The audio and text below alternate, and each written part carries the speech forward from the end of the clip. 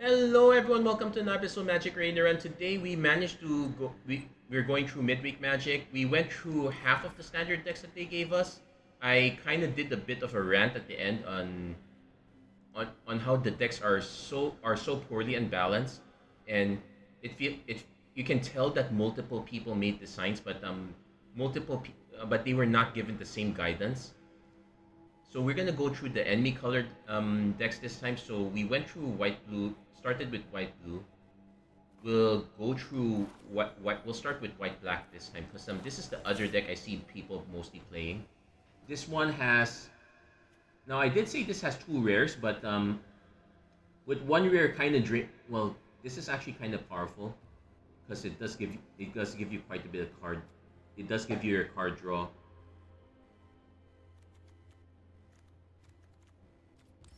So yeah, and and the removal check is actually kind of light here. That's like two moments of craving, two mortifies, two tributes of hunger. So okay, you can't target with this, but it's still removal, still removal. We'll take it for what it is. So six pieces of removal, two combat tricks. That's fine. I guess Vampire Nighthawk also counts as removal in that sense. Yeah, the fact that I can kind of tell that the white blue and the white black decks were made by the same person. They managed to stack all the really good ones and went to town with it.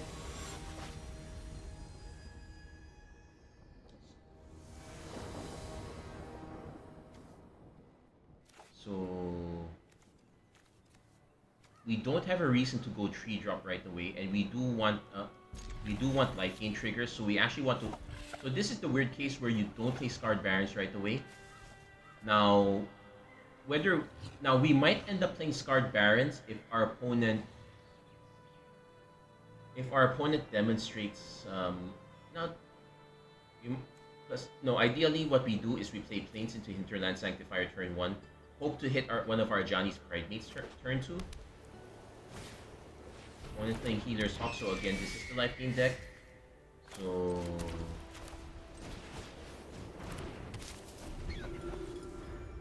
also note that this is a very good way to dodge Fog Bank as well, so let's but our opponent's not playing it, so let's swing with this one first. Also helps to know that there is no counter spell.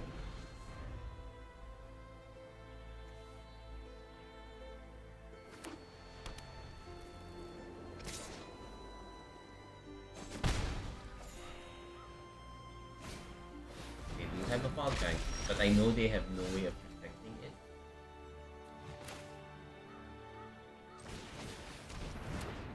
But I did play the wrong card. Do I vote this or play? Oh, we can replay this. Yeah, I played the wrong card. I was supposed to go for a moment of craving. That said, I continued. Our opponent can still block this one. In fact, I've demonstrated no combat tricks by playing Discard Barons.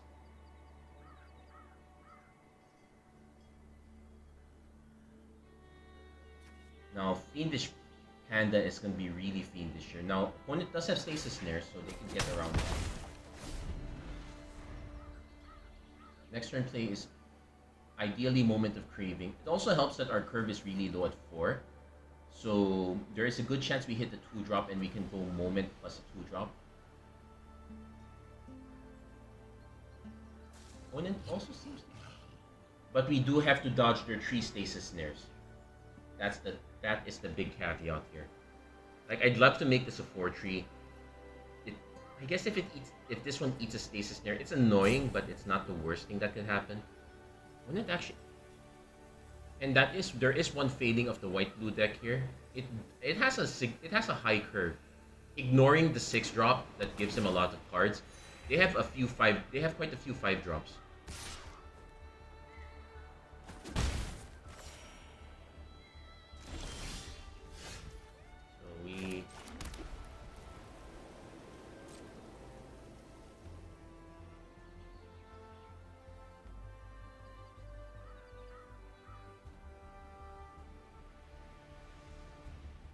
I'm actually gonna swing with all of these guys. Make our opponent play whatever spell they have. Then we just fog back their then we just craving their fog bank in response. A bit of a flavor fail. Nothing for the vampire to crave on the fog bank, but we will still get our hits and we get our damage in. In fact, this is going to be quite a long game, which does benefit the white-blue deck more. They have larger creatures.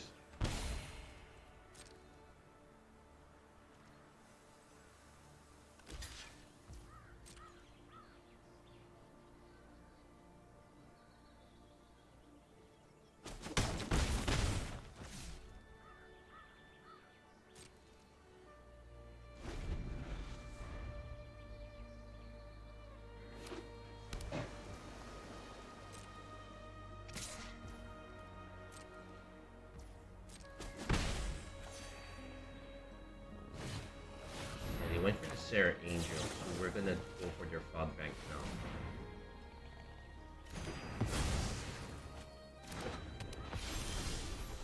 And so we have our own Dazzling Angel, but I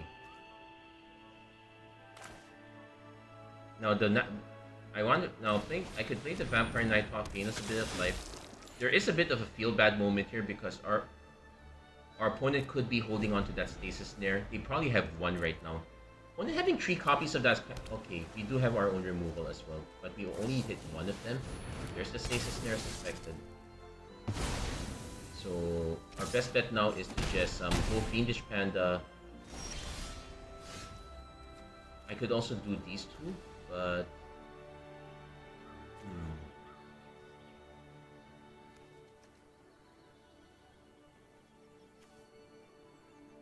yeah, let's do these two.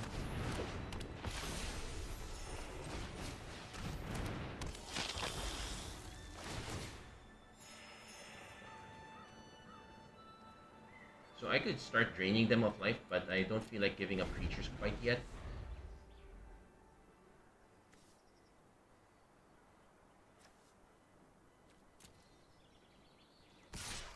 It's about taking advantage of the fact that our opponent's deck is kind of Fortunately, we need to hit one of our payoffs as well. Elenda would be nice, so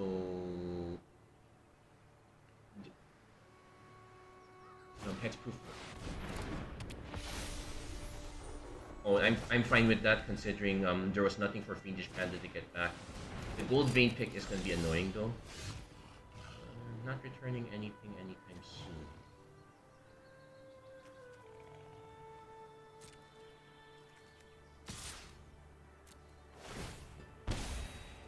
See if our opponents. Yeah, they're just gonna keep draining it.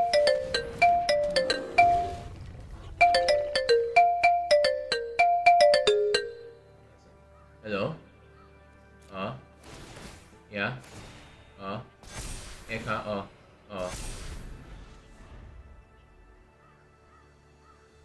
There's a din. Okay, sige. Sige. Okay, I'll be right back. Opponent's still thinking there is a delivery. We're gonna take 7, that's for sure. So I could go Sun. So I could now swing with more creatures. But this is the catch, like opponent has some good top ends while we don't. Now if this dies, we can get back a non-bear creature.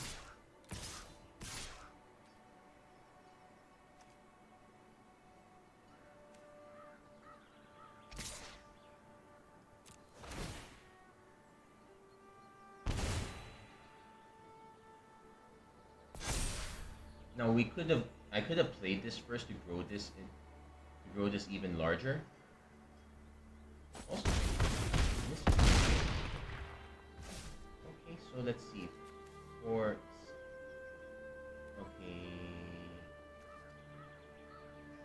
I could. Yeah, I'm just gonna play this. Not gonna pick it. Hopefully, we don't get fogged by another bank.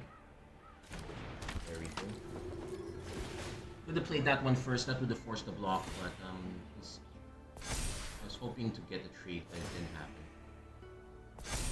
Okay, I'll be right back. Oh.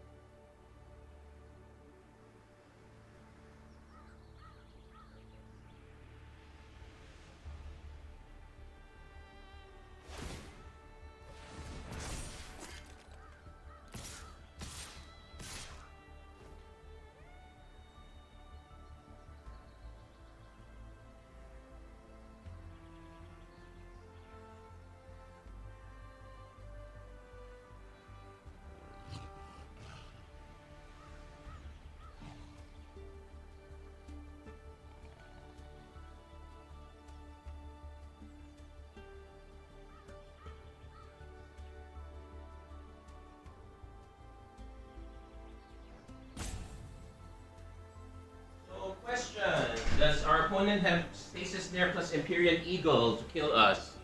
No, they did not. So force the block. Technically, so that we drain a bit of life. This gets even larger now, so now our opponent will have to commit multiple creatures to the Fiendish Panda. But yeah, us breaking on lands is an issue.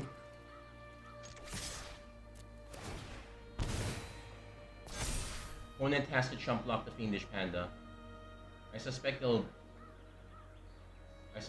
would block with. So they only played. I think they drew a card and just played the gold vein pick. That was it. I suspect opponent's gonna just take out our side creatures here, and hope to hit. Yep, that's what they're doing. They're gonna then take these. Oh no, they're actually letting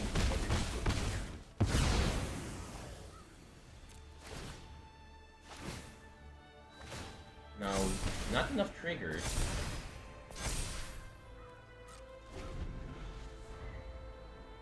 So let's see. If our opponent has an Empyrean Eagle, that's still 15. They would need double Empyrean Eagle, in which I nope, just a gold vein pick. That's not gonna do it. The life gain is also not gonna do it. They will have to start chump blocking.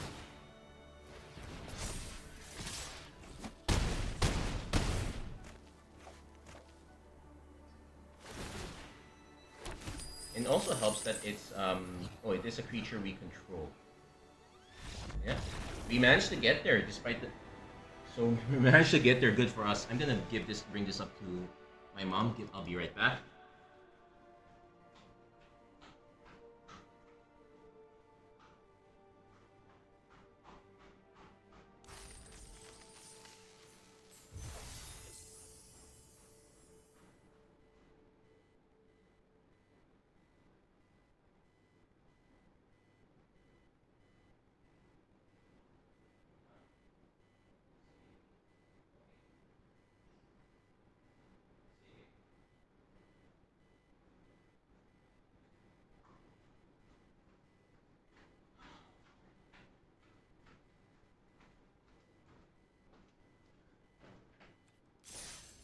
Yeah, so definitely looking like liking the Vampiric Hunger deck. We didn't draw enough removal, but our opponent didn't draw enough removal either, so that's all even there. Going back in reverse, white black, black green, green blue, blue red, red white. Okay, that's correct. So we go Morbid Machinations. Very quick look here. Lots of, as I said, quite a decent number of rares. Quilled Great Worm. That's not a rare, but this is a rare. So it's about sacrificing creatures. So this is the Morbid triggers. But our only creatures that keep coming back. Okay, Infestation Sage is kind of a one-shot comeback. Reassembling Skeletons are real coming back. It's nice that they gave us a Vampire Gourmand so that then we can start sacrificing early.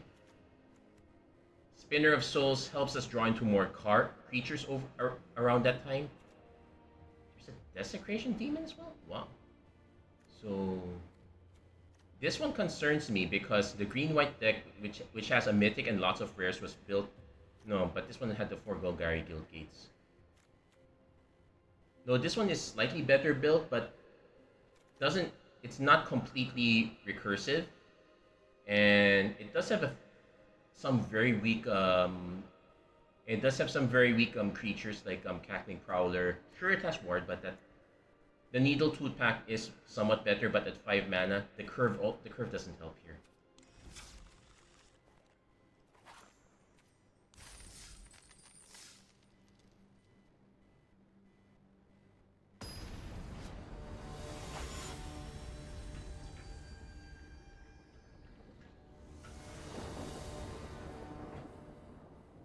So this one is unfortunately not keepable. We can't even cast the Eaten Alive. This one is more keepable. We'll have to give up the Arbiter of Woe, but I definitely that's kind of you would not have a hard time convincing me to do that. So it's Thornwheel Archer into. So we now have to see what kind of deck this is. This is either white-blue or white-black. Again, white-black, okay. Sunblast Healer a bit early. Now whenever another... Okay, so we have to play this first.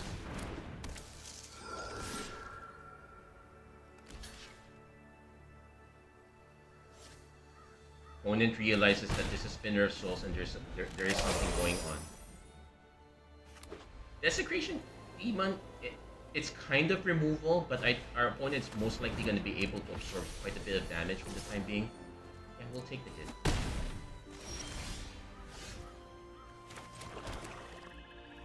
Now what I could do is I could swing with both of these first and take Cackling Prowler.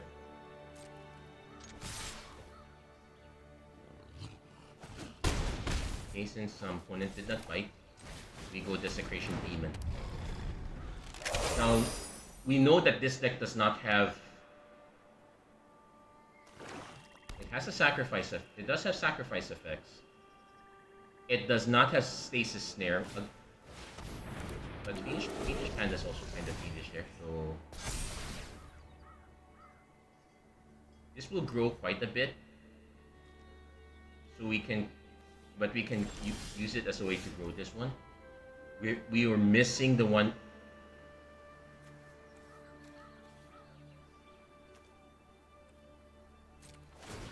So let's see, does our opponent give up a creature? If not, I just swing with the 6/6.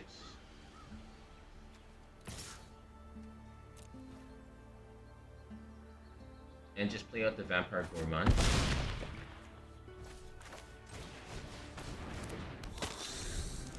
Having this creature can't be blocked this turn is a big deal. It also allows us a way to set up... It also allows us a way to set up Tragic Banshee on our own. Pride Mate, that's quite big.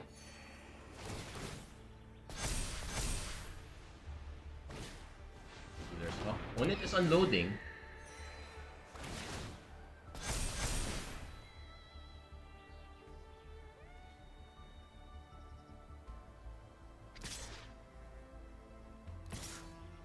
Okay. We're not blocking Dazzling Angel because I think our opponent has Fake Your Own Death. So I'm gonna black. Okay, I know that's a lie, so I'm just blocking the. Oh, he wasn't lying.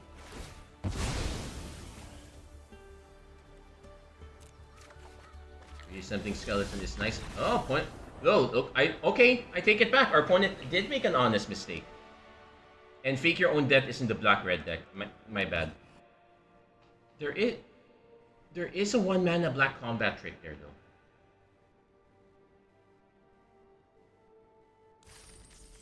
Let's do a double check just to make sure. And I'm saying black because he left black mana up, not white. If it was white, I would have been careful of Moment of Triumph. Oh, there is no black combat trick. It would have been Moment of Craving, but not that one black mana. My bad, I doubted you, opponent. So, we managed to win with this one. This one is better built. It's probably closer to the Reckless Raid deck. So, black-green. Now we go to green-blue. This is the one that I'm super suspicious of. This has actually 25 lands, so... They are aware it's of their landfall deck origins. Double Tatiova. Elfsworn Giant as a way to gum up the board as well.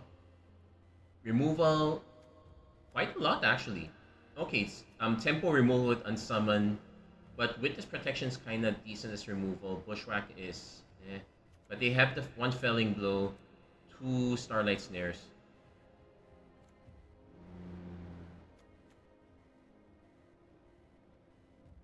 Not much else.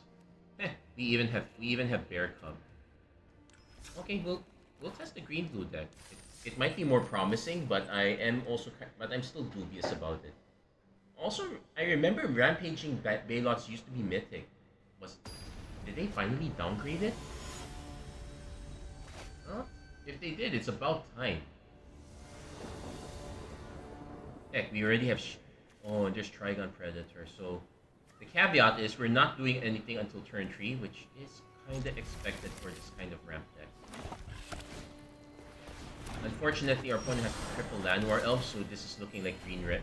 Green-red. We will have to spinner it right away. Oh, good. Next turn we play loot, we play another land, and we... if we hit additional lands, we can go land elves. We can go elves. We can go into Elsworn Giant. As it is now, we're taking a big beating. You can tell the difference. You can tell how important ramp is here. So another Llanowar Elves. Okay. Druid of the Cowl would have been nice, but we probably would not have blocked anything. Yeah, we're just gonna play loot.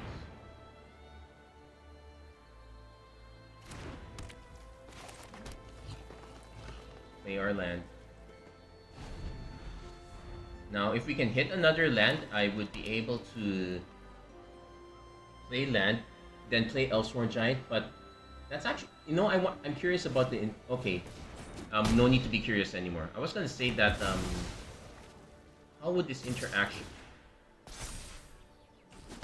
We are taking a lot of damage. We're not gonna be able to block all this damage.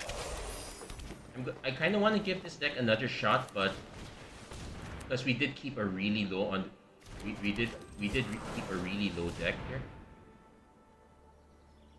But this is honestly the deck that wanted the Llanowar Elves, not these useless mild-mannered librarians. I would trade each of these librarians for elves. I'll give this deck another shot, but as you can see, the big curve isn't the issue. Also, yes, we have Druid of the Cowl, but I would still rather have the Llanowar Elves here. Are they just trying to avoid giving us 4 copies by... no, it would have used the same ones. Yeah, I would trade these 2 for Llanowar Elves all day. And we have Hydras, but we don't accept, but all our real creatures are... this is our first real creature. Okay, Trigon Predator is also kind of a real creature, but we're forced to buy time with Unsummon and Starlight Snare. If not, we just lose. Okay, there's also Witness Protection. So, yeah, but fundamentally, ramp always has a problem against... in limited, it traditionally has a problem against aggro, and has a problem against mid-range. In fact, I would say that the ramp deck is the one that wants the fog banks even more than the Flyers deck. Anyway, we do get multiple Druids of the Cowl, so we get multiple Druids of the Cowl. We can kind of use it to play Mossborn Hydra and play a land. As you can see, it's about buying time. So we have the Starlight Snare. Now take note, this creature enters with, so it actually works with Rite of Replication. So I'm not gonna play the blue right away. See if we can now the reason to play the blue is if we hit this one, but we didn't quite hit it. So now there is a caveat here. Our opponent could be holding on to removal. So I'm gonna play this. Pass for now. Wait for our opponent to tap out a bit. Okay, Cat Collector, annoying but fine.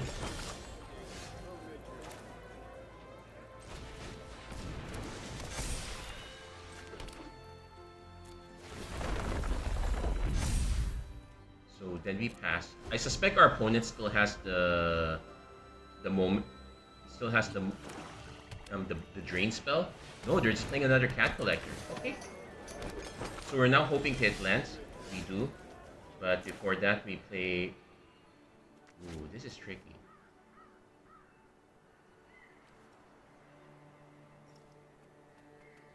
If this spell was kicked, but we're not getting that many kicked effects. I'd rather play the Rampaging Bailots first. Play this one. Get ourselves multiple 4/4s. Then I could swing with this, offer to trade this with our opponent, but they could have the 1 mana spell. But our opponent's plan is probably just to start making cats to gum up the board. So this is where trample is very important. Alright, Overseer. Honestly, our opponent could have just skipped playing this one and just played this one first because they were gaining life that way. They were not gonna get multiple cats.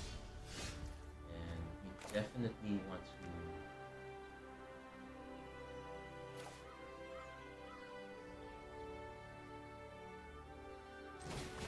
So if I Felling Blow this one.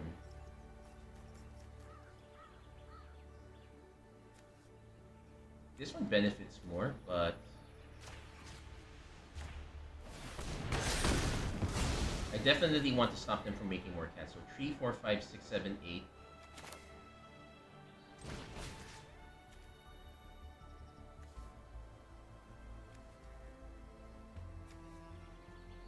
Now this ones will still keep making cats, so I actually want them to trade it off.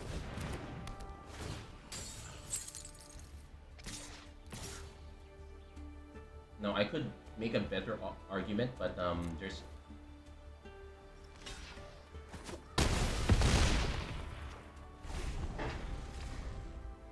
Now let's see. Also remember they have sacrifice effects, but that's where the Druid of the Call comes in.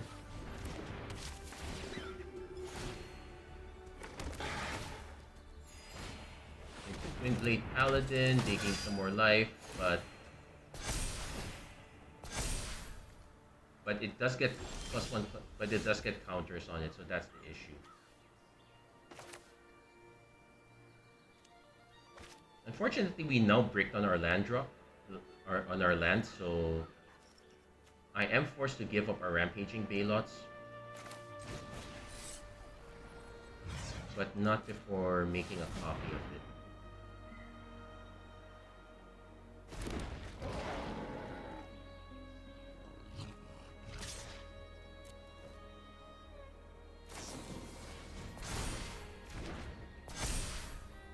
Ooh, it makes it an 8/8. Okay, that was nasty. Yeah, we need our lack of fight effects is gonna make this hard. We're not gonna get past this until we will be forced to bounce it. So it's a good thing we made the spare. And our opponent's gonna start drawing into a lot more cards. Prime Speaker enters with great. Okay, so it's oh, okay. I definitely could use the cards.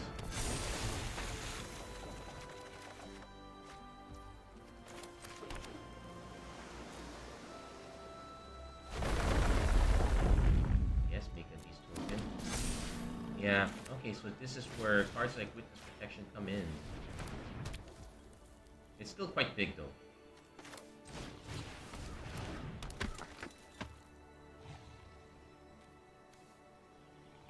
But now that I know I have another land drop incoming, I can wait. Vengeful Blood Witch, that was my alternate plan.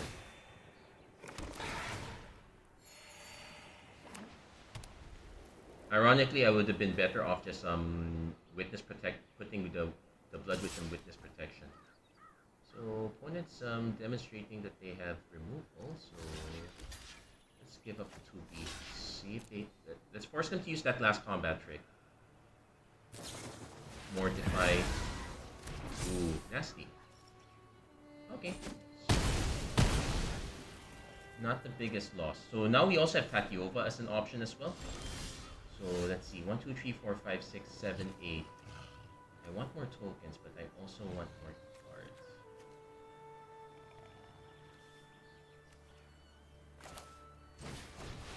Let's play the most annoying one.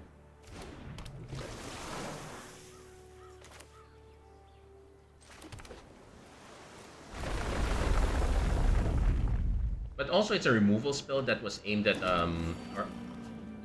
our enchantment instead, so I'm willing to take it. And now, See, this is where trample comes in. But that said, I will note that I, I was saying that this one's having the harder time. We were able to get around it this time only because our opponent's life gain came really late. Our opponent played both cat collectors first before they even got their first life gain, so they're missing a lot of these. They missed out on their payoff until super late. This would have been their other payoff, but yeah, we would have been able to cut their life down to size. But also note that we only won because of rares. Like, this one gave us a lot of card draw. This one grew to an obscene size and has trample. Without any of those, we were not gonna win at all. But I'm still critical. I'm still critical of the Druids of the Cowl as our mana source. Would Llanowar Elves into loot would have been a lot better. Anyway, so that leads us now to blue-red. This one is a bit lighter on the rares. Like, we have Archmage, Rite of Replication, and there's one more, the Drake Hatcher. Drake Hatcher is, oddly enough, super weak as a rare. Like, our best cards are actually Balmor, Micromancer getting back Burst Lightning or Opt, or even the Crash True. We have quite a bit of burn, so 3, 5 pieces of removal, 7 if you count into the Royal, and 3 cards that can get it back. That can get them back. We'll take it. That said, the spells deck does have the issue that you want to start casting quite a few spells, but you also do not want to be casting all those spells right away. Like, you want to cast a lot. The reason to load your graveyard with spells is Tolarian Terror. But be reminded that the white-blue deck, and I think the white-black deck, have a way of exiling graveyard, so be careful there. And it's also for Enigma Drake, Fire Spitter. Well, I guess I know which ones I'm playing first. I can see an argument for playing Opt right away, but I kind of want to have my red mana source in case, so I can set up for the Burst Lightning.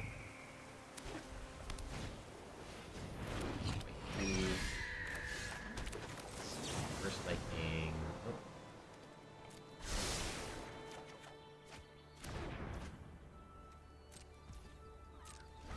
So there's an argument for playing this into this, but we do have another spell to play, so we'll go with that instead.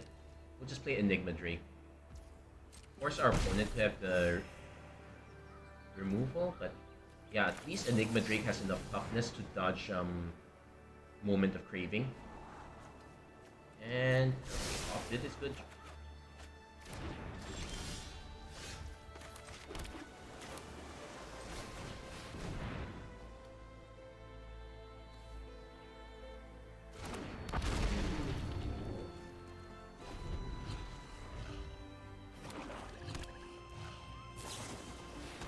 Opponent forced to use Mortify, which is okay.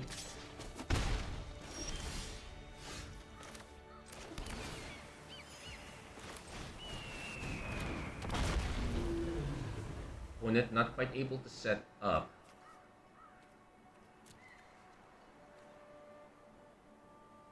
Now there are only 2 Mortifies, but 1 Sacrifice effect.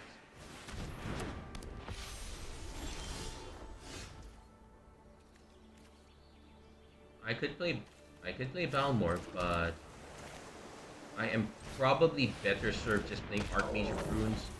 Force them to have the other Mortify. If not, we can go either Balmor or Fire Spitter Wealth into another Inspiration from Beyond.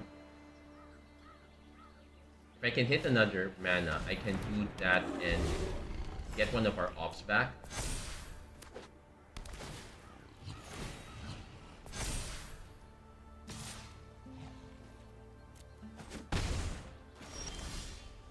Rite of Replication is also quite solid, like, kind of greedy, but let's do it.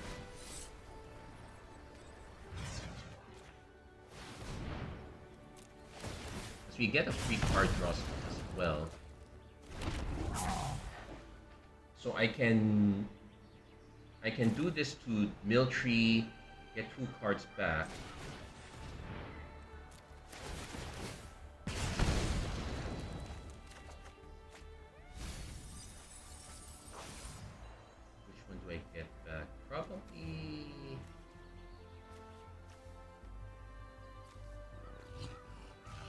Probably the Crash True. And I can do this again, but I'm most likely gonna just play into the Royal.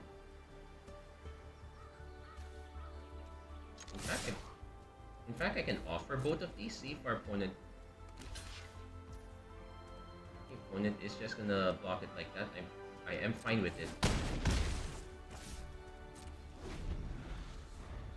So next turn it's just gonna be bow more into a lot of spells.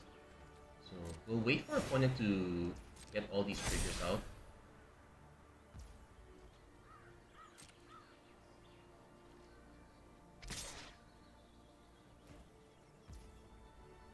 Now I could just wait for our opponent. I could take the damage, but yeah, I'm just gonna bounce it now. They'll reset it a bit, but not by much. Also, it draws us even more cards. So, Tolarian Terror is gonna start getting its worth, but we're gonna play Balmor first. This forces our opponent to replay the Fiendish Panda, but they only get 1 life triggers, so only 4-3. The reset was super important.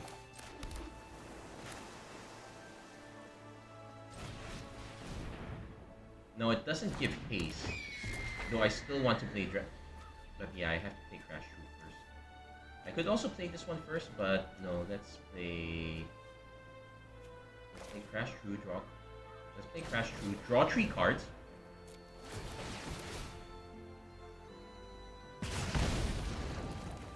We actually have to be careful about our grave. Can't play another Crash True. Do I want to play an Inspiration from Beyond? I can actually just play into the Royal again. I have no intention of...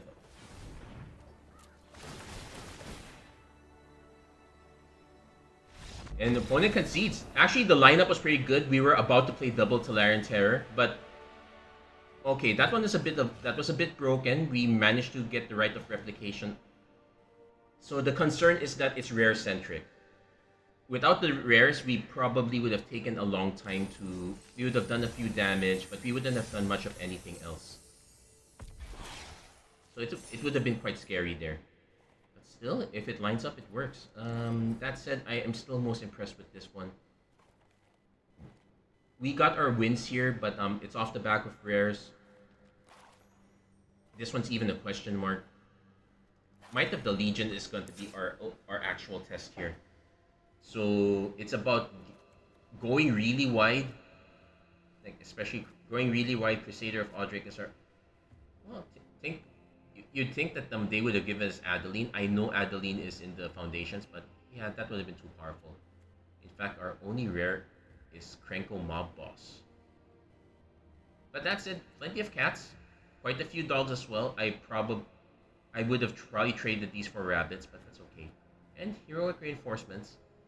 Let's see how this lines up. This is going super wide aggro, but it's not immune. If our opponent happens to be playing green-black, we're a Massacre Worm away from losing. If we're playing against white-black, it's also an issue because our opponent could have the Blood Artist replacement, and that would also be a headache as well. So that said, Windscarred Crag turn 1, flash in Resolute Reinforcements. I should also note that the deck is white heavy, so this was probably a bad keep. I'm hoping to hit another white source though. Yeah, white.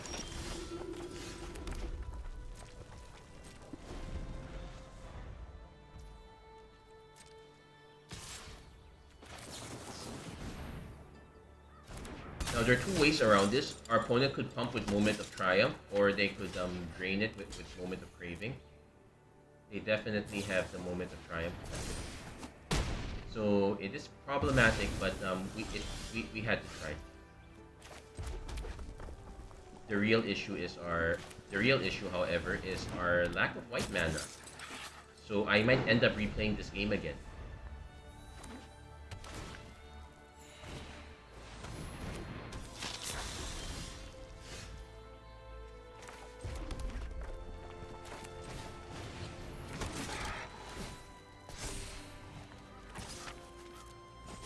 impair our opponent's life total a bit, but if our opponent hits the paladin, we're in trouble.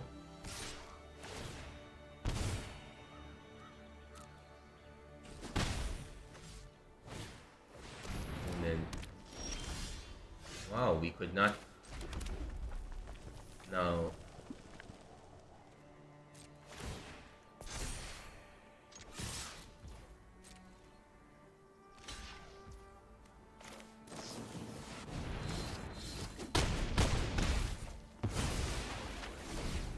that was not a great use of the combat trick. But actually, I need to double check. There is no reason. Did we really brick on this man? Wow, did we read?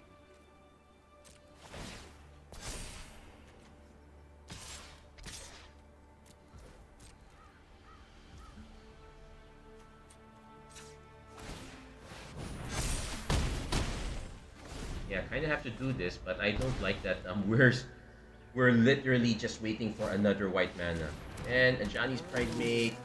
Okay, that goes to a 3/3, but we can still trade. Nope, we can't trade. You can see this is the problem when it starts going. We now have a brick that we can't get through. Finally. So I could swing with these. This gives it +2/+2, so it would only end up trading. I'd rather play the Sarah Angel first.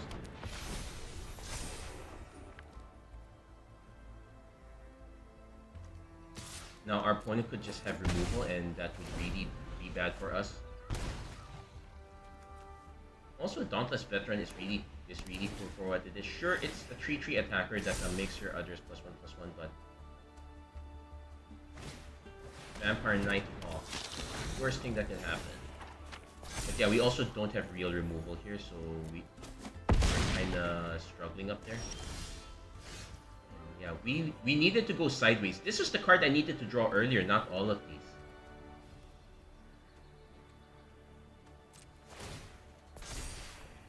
I'm gonna go for one swing, but honestly, this is a lost game.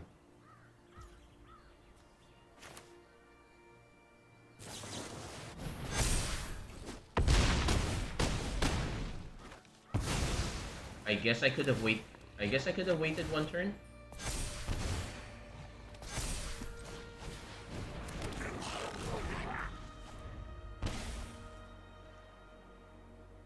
Well,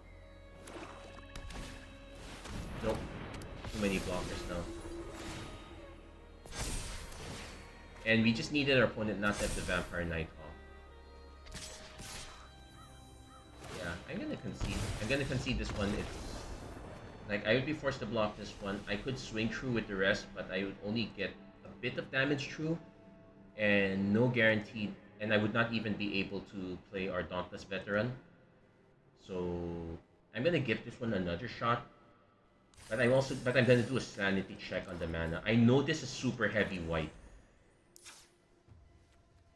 Like heavy white, double white, double white, double white. 9/9 split is really bad. I would cut a bunch of, like, the first thing we learned about mana bases is even split is the worst thing you can do. Like, even if you take a look, there's only 11 red cards here. So ideally what you'd have is 9. So this is 9, 10, 11. It's covering for it. But in reality, what you would probably do is replace this with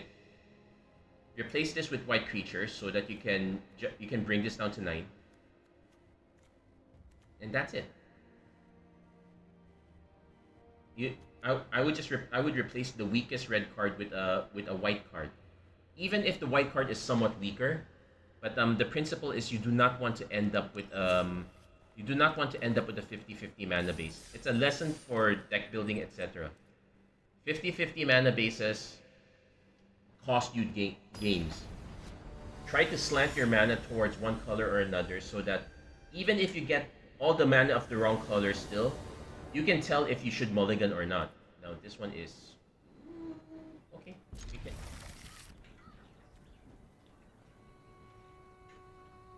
Also super awkward, but At least this one gains life. If this was Boros Guildgate, I would be hating on this mana base even more.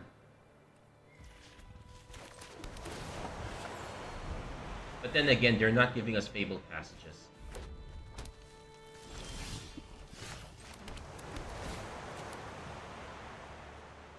I'll also note that our opponent's playing red, so I don't know which deck this is. If I see Burst Lightning, it's blue-red. Now it could also be red-black, but I think it's blue-red. Yep, blue-red. So we're in trouble. But that said, I would play the Dragon Fodder out so that, because our opponent has 3 Burst Lightnings. Burst Lightning on this would be, oh, into the Royal. Okay, sure. Yeah. But this is the case where we want our opponent to start using up their stuff. So I will play Axguard Cavalry first. Like, if we can hit another mana, we can go for the Serra Angels, which admittedly don't belong on a super aggro deck. So opponent's gonna grab their Burst Lightning.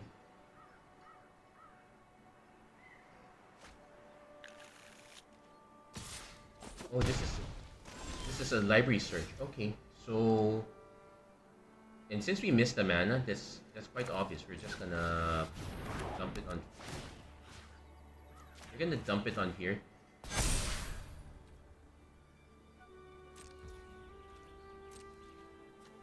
I could offer the trade, but the damage has been done. But yeah, let's just offer the trade anyway.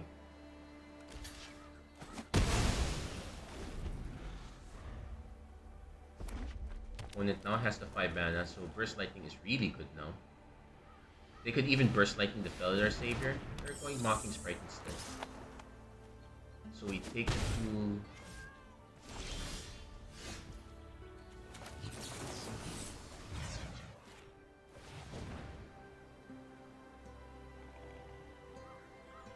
They might go for a bounce spell here. No, they're going for Fiery Annihilation instead, so... Ooh, I have 2 choices here. I can either destroy their Enigma Drake, or I could just make it indestructible. We'll trade.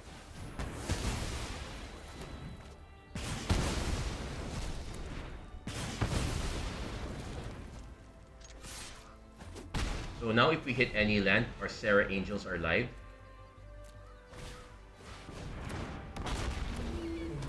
Okay, so...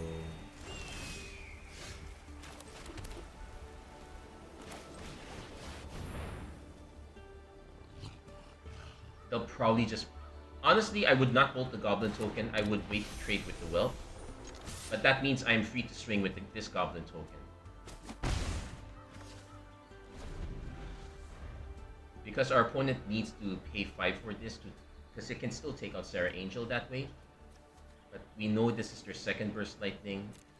Problem is, if they have any more Enigma Drakes, the spell count is at 3. Okay, so not 4. So we take 2. Okay. Yeah, we're also...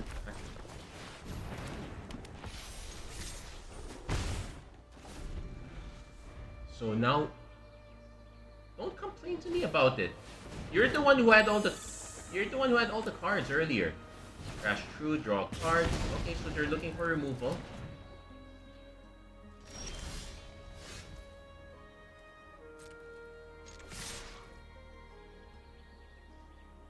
Honestly, if they're concerned about this, I would just double block right away. It's not like it was gonna get any better.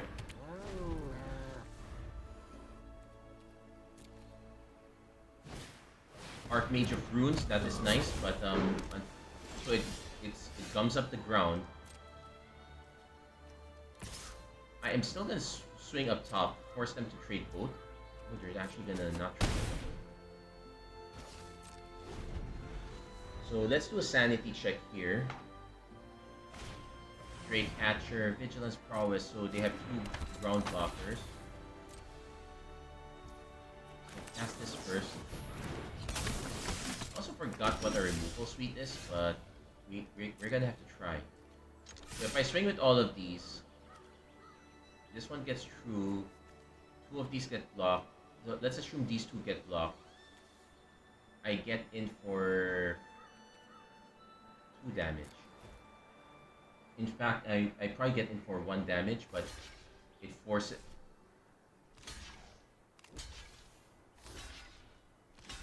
Oh, they're just gonna... Okay. So that buys them some time. So... Off, draw a card, sure. Actually, draw multiple cards. So they could actually catch up with this one. This is why I like the blue-green deck quite a lot. It's also why the blue-green deck is actually quite good in Pioneer as well. As you can see, we're now kind of bricking. If our opponent happens to hit their third... Nope, they haven't hit their third Burst Lightning yet, so we're gonna pass. They need a flyer. And no, our opponent's just complaining about it. Okay, so in fairness, this is not the best matchup for blue-red. Also, the way...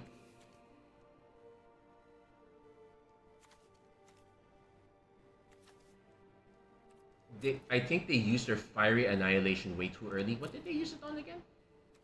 Felidar Savior? That was not quite worth it. That wasn't quite worth it, I would say. Yeah, our opponent misused their removal, so they did...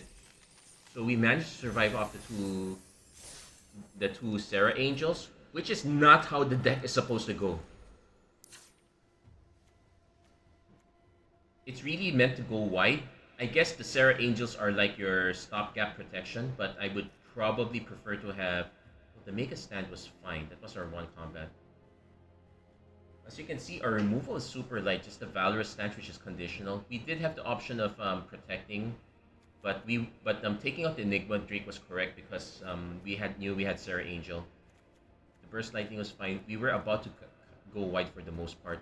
Claws Out was good there. What other deck had Claws Out? The Cat Attack deck? No, which another white deck had Claws Out? The Vampiric? Okay, I know this has Claws Out. Is it literally just the Might of the Legion that has Claws Out? What? Or am I tripping here? Yeah, it's really just... It's only this deck. And this deck was able to make it work.